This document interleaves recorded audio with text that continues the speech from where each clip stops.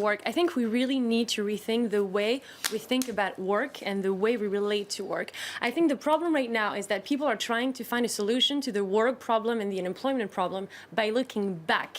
Carole, I heard a remark about this today. The French voters, one person was saying to me, when I speak to them, they want reform, but just not for their particular sector. But that's always that's France. It's France 101. They want reform, but it's a struggle. But we have to look at things in a bigger perspective. You cannot change history by looking back at history. You change history by reinventing the future. And one of the things that has to be reinvented is the way we relate to work. The city is no longer the holy grail of employment.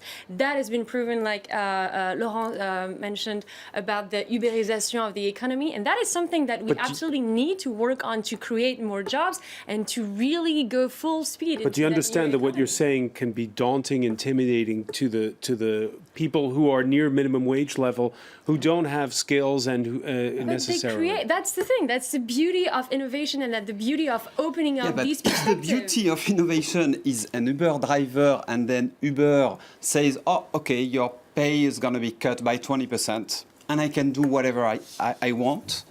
There's just no rights. It's just the biggest companies that just decide and do everything, and we are just deconstructing all the things that have been built in the last century, and there were great things. We need to fight for them. But for one Uber, you have 200 other companies, you have stewards, you have lots of other companies that are actually helping creating jobs for students, for people who don't have the skills. For one Uber, whose CEO is obviously quite ambivalent, you have lots of startup companies that are behaving very well.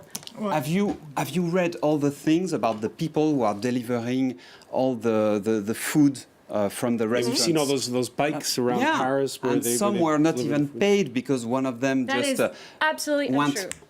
100% untrue. The way delivery structure makes it that they are paid whether they're working or not. That's just not true.